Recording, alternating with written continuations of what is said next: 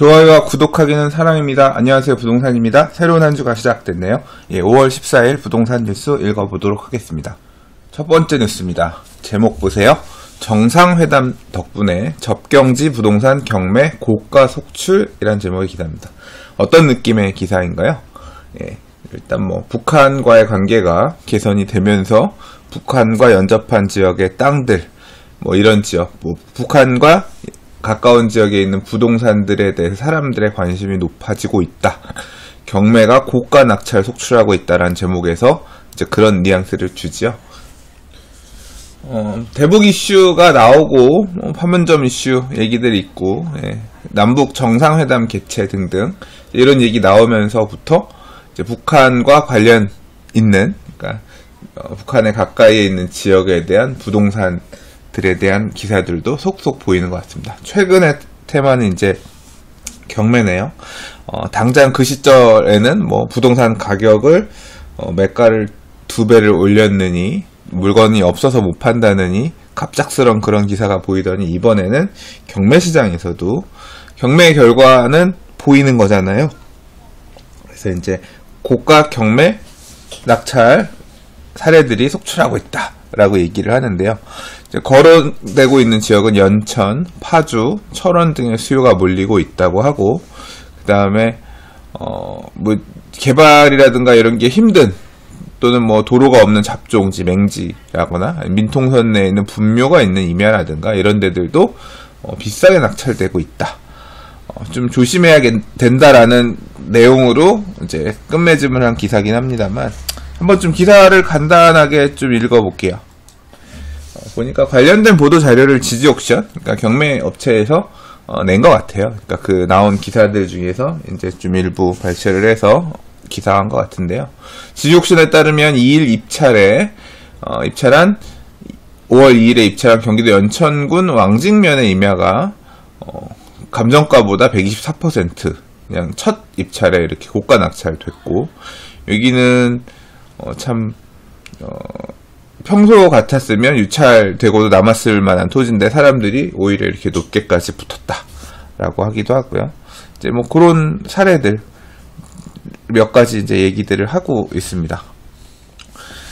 민통선 내의 토지들은 남북 관계가 경색됐을 때에는 잘 팔리지 않던 토지들인데 최근 관계가 호전되고 북미 정상회담까지 추진되면서 개발이 어려운 땅까지 고가에 낙찰되고 있다. 개발이 쉽지 않은 땅, 그런 약점이 있는 땅들, 아까 도로가 없는 땅이라든가 아니면 분묘가 있는 임야라든가 이런 데들, 이제 그런 땅들도 고가에 낙찰되고 있다. 이게 종전선언에 대한 기대감, 남북 경제협력에 대한 기대감 등에 따라서 시세 차익을 볼 수 있거나 또는 보상 등을 노린 투자 목적의 수요가 늘고 있다라고 하는데, 사실 이제 이런 지역이 어떤 식으로 토지가 활용될 수 있을지 모르잖아요. 그러니까 일단 잡아놓고 지금보다 나아진 개선이 되고 뭔가 어떤 남북 관계 개선에 따라서 개발될 수 있는 수용당한다거나 도로를 낸다거나 아니면 뭘 만든다거나 이런 식으로 될 수 있는 토지라고 하면 가치가 있지 않겠냐 해서 사람들의 관심이 가고 있다. 이제 그런 식으로 해석하고 있는 것 같아요.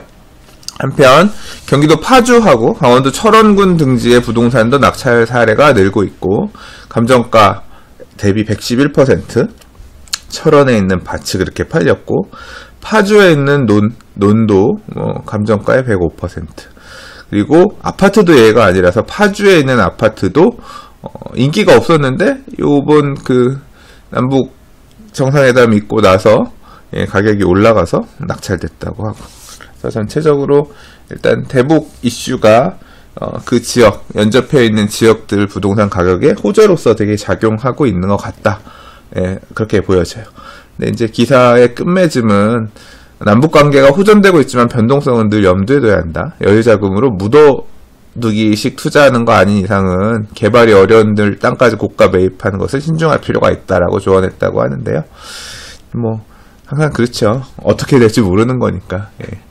근데 이제 이 기사를 보면서 느껴지는 부분에 대해서 댓글들에서 좀 의견들 남겨주신 내용이 있길래 그 정도로 읽어보고 마무리를 할게요. 자, 하나의 댓글은 이거예요. 남북 경제협력 하는데 미국의 제재가 풀려야 가능한 것이고, 일반인들은 관심도 없고 잘 모르는 일들을 이제 기자분들이 연인일 접경지역 부동산을 오른다고 떠들어대는데 이게 문제다.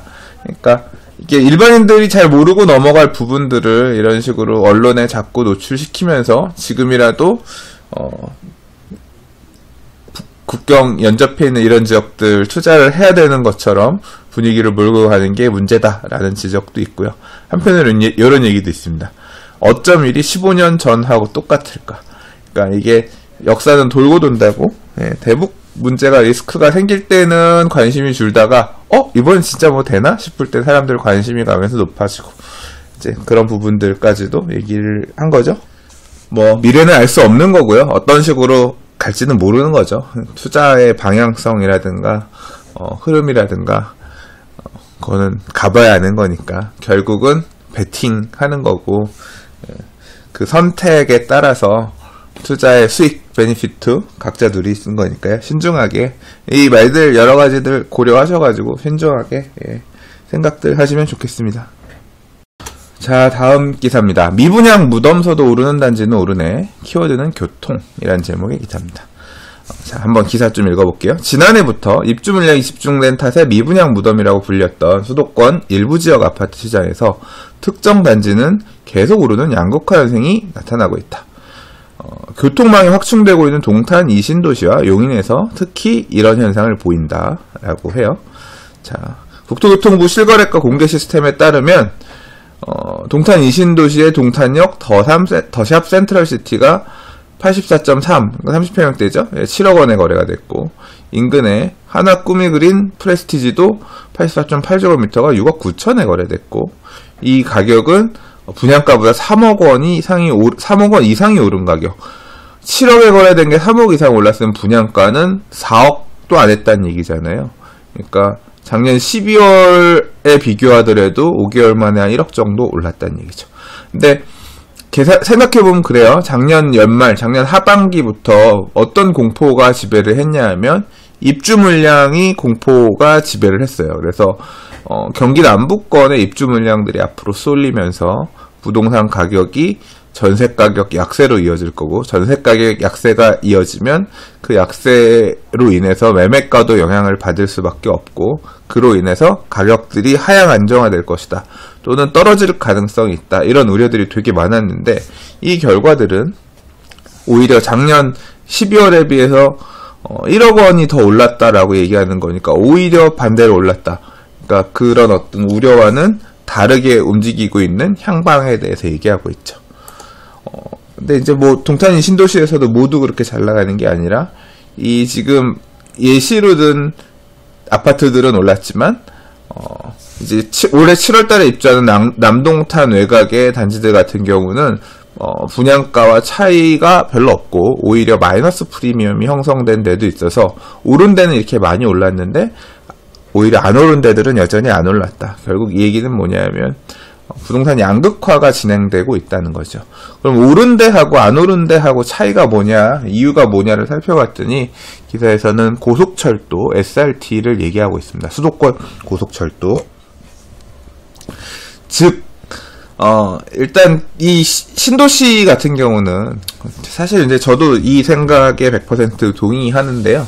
그러니까 이 신도시들 같은 경우는 굉장히 살기 좋죠. 왜냐하면 애초에 계획 도시고 말 그대로 주거에 대한 어떤 만족이라고 해야 될까요? 그런 부분을 일단 고려해서 학교에서, 그러니까 인구 밀도, 학교, 공원, 공공시설 등등 다 갖춰서 도시를 만들어 놓은 거기 때문에 그 안에서 사는 사람들 입장에서는 되게 좋겠죠. 예, 그 계획대로만 다 만들어지면. 근데 이제 삶의 가치는 그런데 삶의 가치가 여러 가지 이제 기준들에 따라서 결정이 되고, 그 기준들 중에서 뭐 학군도 있을 수가 있겠고요. 아파트를 얼마나 뭐 평면을 잘 뽑았느냐, 아파트 뭐 조망이 얼마나 좋으냐, 이런 어떤 가치에 대한 프리미엄도 있겠지만, 근데 이제 결국 출퇴근한다거나 어디 나갈 때 접근할 수 있는 이 접근성, 교통에 대한 부분도 굉장히 중요한데요. 이 신도시는 말 그대로 교통이 없던 지역에다가 갖다 도시를 만들어 갖다 꼽는 그런 개념이기 때문에 이 광역교통시설들을 얼마나 잘 매칭하느냐, 그거에 따라서 사실 좀 많은 부분이 달라지거든요. 살기 좋은 건 다 비슷비슷한데 이 교통을 굉장히 잘 옆에서 금방금방 이용할 수 있느냐, 역세권이냐 아니냐에 대한 차이가 신도시는 삶의 가치가 조금 약간 편차가 생기는 한 원인인 것 같더라고요. 나머지들은 다 비슷비슷하게 좋으니까. 그래서 지금 일단 이 안에서는 그 교통에 따라서 이렇게 가격의 양극화가 지금 벌어지고 있다. 그것을 적나라하게 좀 보여주는 것 같고요. 이런 사례가 단순히 동탄 이신도시에만 있는 게 아니라 용인에서도 비슷한 형태로 드러나고 있다. 신분당선 성복역 옆에 바로 옆에 지어진 성복역 롯데캐슬 골드타운 같은 경우는 프리미엄이 뭐 2억 원 이상 웃돈이 붙었는데, 이제 그렇지 않은 지역들 같은 경우 상대적으로 덜 올랐다. 이제 그렇게 설명을 하고 있습니다. 그래서 앞으로 이제 이 내용, 이러한 어떤 자료를 바탕으로 앞으로 이제 신도시라든가 수도권에 투자를 하는 데 있어서는 교통 여건들을 되게 우선 가치로 놓고 단지를 선정할 때 있어서 보는 게 필요하겠다라는 생각이 들게끔 해주는 그런 기사네요. 자, 다음 기사입니다. 이 기사는 사실 길게 읽을 내용은 없고요. 그냥 흐름만 좀 짚고 갈게요. 무슨 내용이냐면 목동의 재건축 밑그림 지구단위 계획 나왔다라는 얘기입니다. 서울 안에서 제가 뭐 지난달부터 계속 이제 서울 안에 남아있는 재개발 구역들을 정리하고 있는데, 뭐 결론적으로 얘기하면 서울 안에 이제 재개발 구역들이 남은 데가 몇 군데 없습니다. 남은 데가 몇 군데 없고, 앞으로도 당분간 새로 지정하기는 쉽지 않아 보이고 안 할 것 같기 때문에, 해도 아마 지정 요건을 갖추기가 쉽지 않을 것 같아요. 그래서 재개발 사업 구역들은 계속 줄어들고, 결국 이제 서울 안에서 새 아파트를 지을 수 있는 방법은 재건축밖에 안 남을 것 같아요. 재건축. 그래서 재건축 사업을 할 수 있는 데는 어디냐면, 과거에는 단독주택 재건축 사업이라 그래서 그냥 이런 주택가들 있는 데들도 요건만 맞으면 단독주택 재건축 사업을 할 수가 있었는데, 2012년에 법이 개정이 되면서 단독주택 재건축은 기존의 기본계획 안에 있던 데는 할 수 있지만 신규 지정은 안 되거든요. 아예 법에서 사라졌기 때문에. 그래서 거기는 어렵고, 결국 할 수 있는 건 공동주택 재건축밖에 없거든요. 근데 이 공동주택 재건축은 그러면 어디서 할 수 있냐면, 이제 7, 80년대, 8, 90년대에 지은 아파트들에서 할 수가 있는데, 이게 아이러니하게도 90년대 산 아파트들 같은 경우는 재건축하기가 쉽지 않아요. 왜 쉽지 않냐면, 90년대는 80년대 후반에 올림픽 이후에 집값이 엄청나게 폭등하면서, 그 당시에 이제 노태우 대통령 시절에 200만원 주택 건설한다 그래서 아주 그냥 주택을 찍어내던 시절이에요. 그러니까 집이 부족해서 이런 문제가 생겼다. 공급을 많이 한다. 집 엄청 많이 지었거든요. 그래서 5대 신도시도 지었고, 서울 안에서도 집을 지을 때 뭐 건축 기술도 이제 많이 개선되고 했으니까 용적률을 꽉꽉 눌러가지고 집을 졌어요. 그러니까 용적률을 많이 당시에 졌는데, 그렇게 짓다 보니까 문제가 있다라고 해서 나중에 이제 용적률을 강화했죠. 그래서 지금은 그 시절처럼 용적률 높게 지을 수가 없어요. 다시 말해서 90년대에 지은 아파트들은 재건축을 하게 되면 바뀐 용적률을 적용받게 되니까 30평형대 아파트가 20평형대로 재건축을 하면 줄어들게 되는 그런 결과가 나올 수 있는 단지들이 되게 많아요. 그래서 재건축이란 말도 어떻게 보면 지금 이제 80년대 산 90년대에 지어진 아파트 일부들 뭐 이런 데에서만 볼 수 있는 단어일 수 있습니다. 그럼 그런 거에 해당되는 아파트들이 어디냐?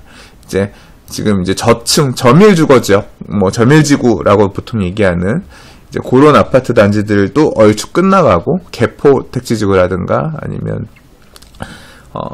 지금 이제 요번에 고덕 6단지 분양하는데 고덕 택지지구, 강동 고덕동이라든가 이런 지역들, 그리고 이제 이런 데들 끝나고 나면 그 다음에 이제 볼 수 있는 게 압구정지구. 압구정지구는 조금 일찍 했던 거죠. 택지지구가 아니라 토지구획 정리 사업 하면서 만들어졌던 땅들에다가 지은 아파트 단지인데, 이제 압구정도 남았고 반포 일부 남았고 뭐 서초도 일부 남았고, 그다음에 이제 또 하나 볼 수 있는 게 이제 목동 지역인데, 과거에는 그냥 아파트들 헐면 여기 우리 그 아파트 여기에 재건축할게요 해서 이렇게 했지만, 이 좀 일종의 난개발 우려를 생각을 했는지 좀 더 도시를 계획적으로 주거지역을 정비를 해야겠다라고 해서 이 지구단위 계획이란 걸 수립하게끔 했어요. 그래서 개포 같은 경우는 사업을 추진하다가 다 올스톱 멈춰 시키고 개포 지구단위 계획을 먼저 수립했습니다. 그냥 일종의 밑바탕, 틀을 깐다고 보시면 돼요. 그리고 이 지구단위 계획 하에서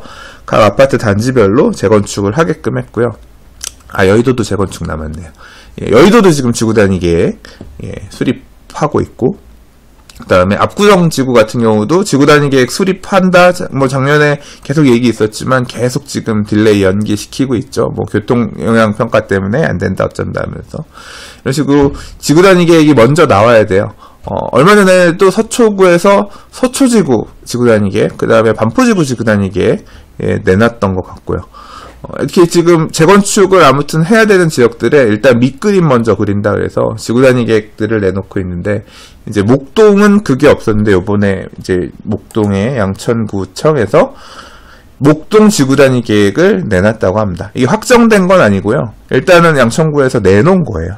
내놓은 거고, 이게 이제 서울시를 통과해야지 정해지는 것 같습니다. 한번 볼게요. 양천구청은 지난 10일 서울 목동지구 택지개발사업 지구단위 계획 결정안 공람을 시작했다. 공람을 하고 있는데, 내용을 보니까 목동은 대부분 다 30년을 조만간 다 채우는, 이미 채웠거나 앞으로 몇 년 이내에 30년을 다 채워서 재건축 연한은 다 채울 수 있는 그런 단지들이라고 볼 수 있는데, 이제 문제는 그거라고 합니다. 결국 핵심은 용적률을 얼마나 받을 것이냐인데, 내용을 보면 이렇습니다. 목동 1에서 14단지를 최고 35층, 기존에 26,600가구 되는 걸 53,375가구 규모로 재건축하는 것이 골자고, 용적률을 최대 300%까지 받게끔 하고, 그 다음에 각 단지는 특별계획구역으로 지정해서 일대를 동시다발적으로 재건축할 수 있게끔 하는 내용이 이제 목표라고 하고, 그런데 보니까 목동 1단지에서 3단지가 결국은 좀 제일 핵심인가 봐요. 원래 4단지에서 14단지는 3종 일반 주거지역인 반면에 1단지에서 3단지는 2004년 서울시 도시계획위 결정에 따라서 2종 일반 주거지역으로 정해졌는데, 그러니까 2종을 3종으로 요번에 지금 끌어올리고 싶어 하는 거죠. 근데 이제 주민들은 기부 체납 없이 그냥 조건 없이 올려달라고 하는 거고, 서울시에서는 올려줄지 아니면 올려줄 때 뭔가 더 내놔라, 종을 상향한다는 얘기는 그냥 올려주는 경우는 잘 없거든요. 그래서 이제 지금 이렇게 이 양천구에서 수립한 지구단위 계획이 받아들여질 것이냐, 받아들여지지 않을 것이냐, 이제 그게 제일 관심이라고 합니다. 지금 기사에서도 그렇게 얘기하고 있죠. 목동 1에서 3단지 종상향 계획 등이 서울시 심의를 그대로 통과할지는 미지수다. 양천구는 목동 1단지에 3단지 종상향을 놓고 서울시와 이제까지 줄다리기를 해왔다고 하고요.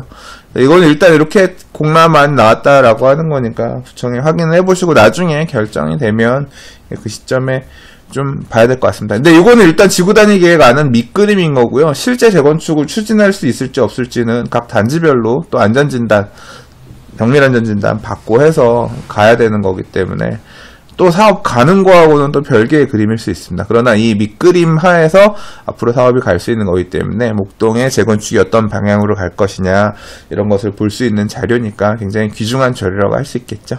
자, 다음 기사입니다. 코레일 용산 역세권 부지 소유권 소송 최종 승소, 개발 본궤도 전망이라는 제목의 기사입니다. 이 용산 개발 관련해서는 얘기들을 제가 이제까지 몇 번 하기는 했었는데요. 자, 뭐 아무튼 이게 코레일이 갖고 있던 땅을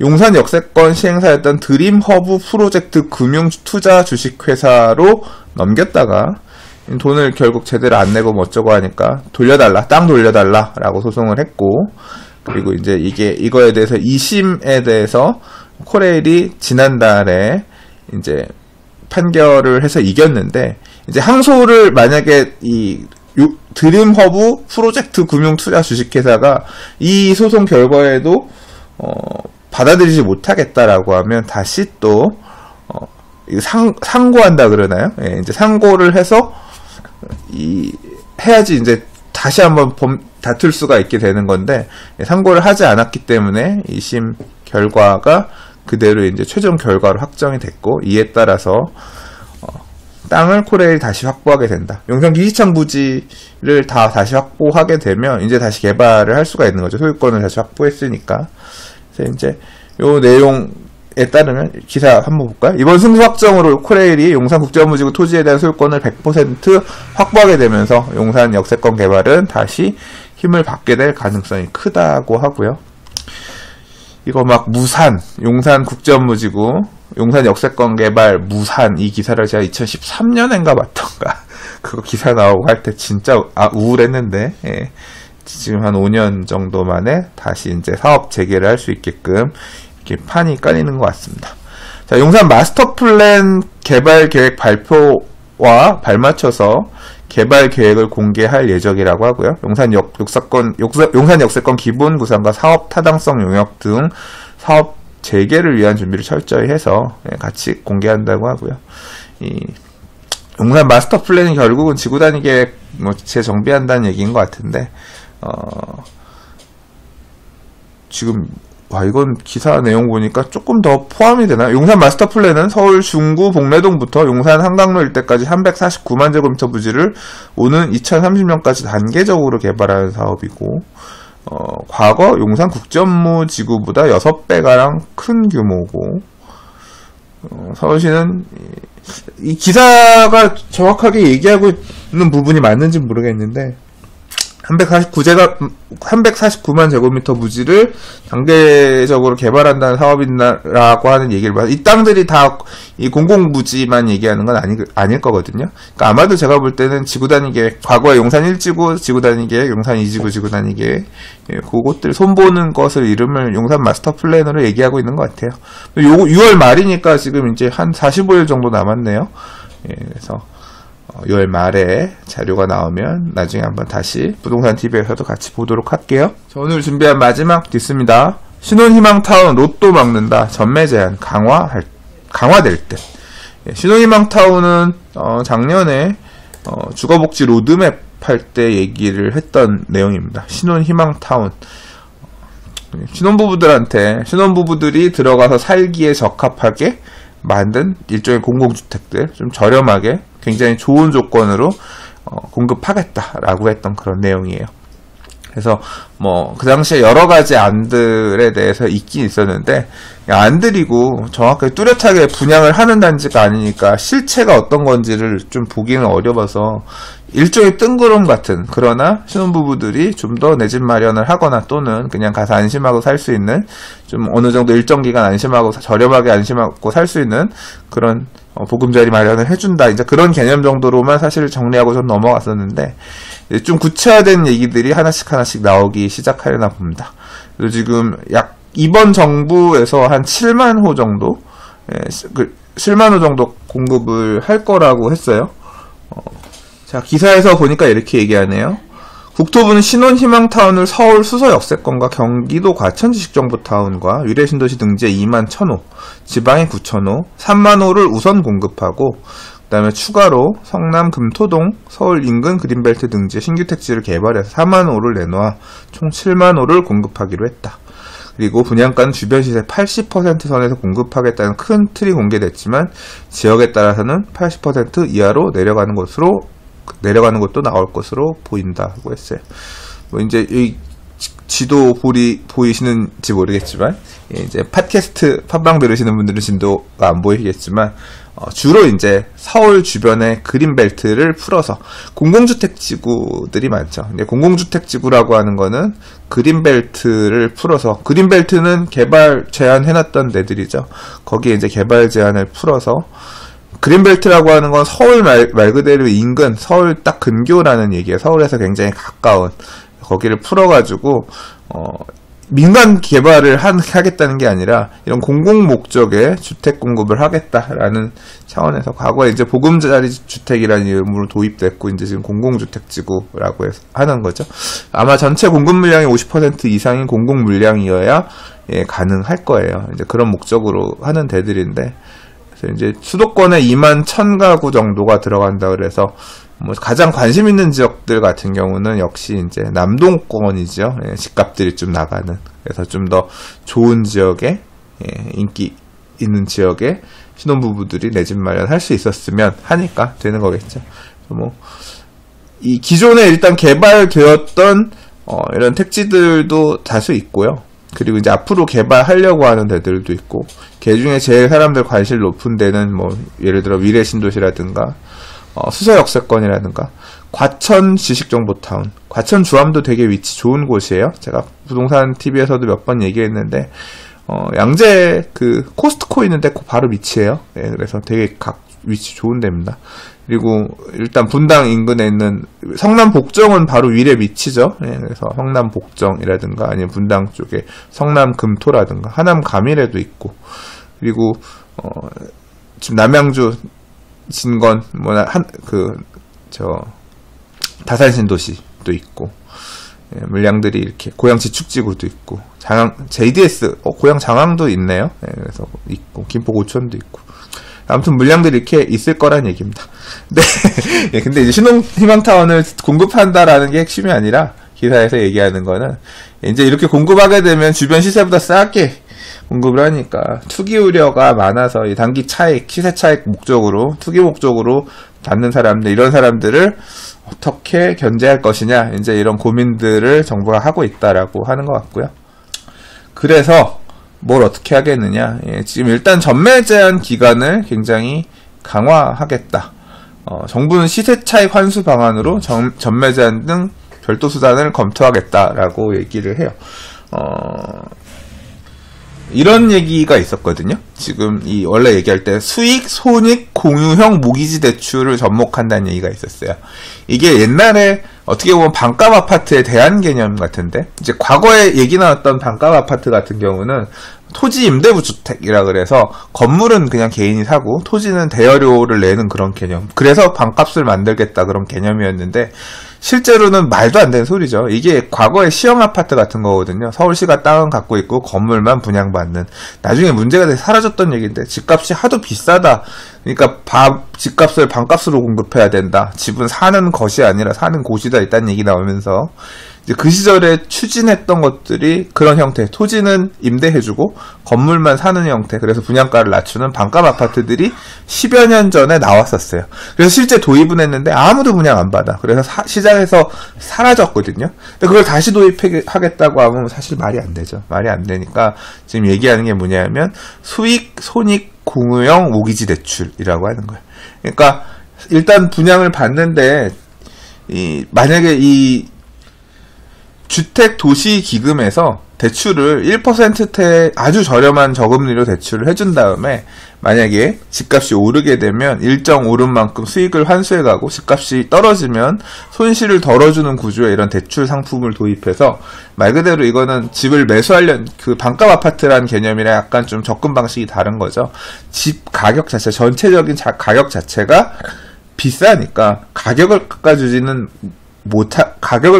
못하면 대출금을 받더라도 그 대출금에 대한 이자를 줄여가지고 실제 이제 매달 부담하게 되는 주거 비용을 좀 줄여주겠다, 이런 관점에서 보는 거죠. 근데 우리가 이렇게 출혈 경쟁, 금리를 싸게 기금을 활용해서 주다 보니까 뭔가 우리도 남는 게 있어야 되는 거 아니냐. 그렇게 싸게 혜택을 주는 만큼, 그래서 이제 집값이 오르면 오른 금액의 일부를 우리가 떼어가고, 만약에 떨어지면 그러면 뭐 떨어진 금액에 대해서 일부 우리가 보전해 주겠다. 이제 이런 개념으로 수익, 손익, 공유형 모기지 대출을 접목하는 형태로 신혼부부들에게 신혼희망타운에 매수하는 사람들한테 이제 혜택을 주겠다라고 했는데, 현실적으로 고려를 해보니까 이걸 받는 사람들이 거의 없을 이거를 무조건 쓰라고 할 수가 없을 것 같은 신혼부부들이 이거 안 하면 안 한다, 난 그냥 안 하고 그냥 일반 대출 쓸래요, 이런 식으로 강제하기 어렵다는 그런 이유가 있으니까, 그러면 뭔가 또 환수할 방법이 없을까 싶어서 여러 가지 고민을 하고 있고, 제일 가능성이 높은 게 전매 제한 기간을 길게 늘리겠다라고 하는 내용인 것 같아요. 지금의 전매 제한 기간은 처음에 보금자리 주택 도입됐을 때보다 굉장히 완화된 걸로 알고 있어요. 처음 도입할 때 이게 그린벨트라고 하는 건 수십 년간 개발 제한을 묶어놨던 걸 공공주택 확보라는 어떤 공익을 위해서, 이제까지 이 그린벨트 안에 토지를 갖고 있는 사람들은 다 개인들이 주로 갖고 있잖아요. 그 사람들의 사유재산권을 박탈하면서 갖고 있었던 땅들을 개발을 해서 민간 개발자들 돈 벌게끔 해주기 어려우니까 그린벨트를 풀어서 공익 목적으로 공공주택을 짓겠다라고, 공공주택을 싸게 공급하겠다. 그러니까 니들도 땅 갖고 있던 개인들도 땅을 싸게 내놔라. 우리도 싸게 공급할 때. 이런 개념에서 출발한 거였거든요. 근데 이제, 그랬기 때문에 당시에도 이 보금자리 주택의 분양가는 저렴했으니까, 상대적으로 저렴했죠. 저렴했으니까, 전매 제한 기간들이 굉장히 셌는데, 이제 지금, 그래도 안 팔리는 데들 공공주택 지구 중에서도 분양, 미분양 나오고 막 이러니까, 이제, 전매 제한들을 완화해줬었거든요. 근데 이제, 다시 강화하는 방안, 이제, 이 신혼희망타운 같은 경우도 어떻게 강화할 것이냐에 대해서 좀 고민을 하고 있다는 얘기죠. 자, 국토부 관계자는 6월 지방선거 후에 이 신혼희망타운에 대한 맞춤형 지원 방안을 공개할 계획이고, 그러면서 투기 방지와 시세 차익 환수 방안 등도 함께 검토 중이며, 필요하면 관련 내용도 내달이면 6월이네요. 발표될 거라고 합니다. 지방선거 이후에 여러가지 또 굵직굵직한 부동산 이슈들이 이렇게 나올 것 같네요. 자, 오늘 이 정도 뉴스 읽어봤습니다. 어떻게 좀 눈길 가는 뉴스들이 있으셨나 모르겠네요.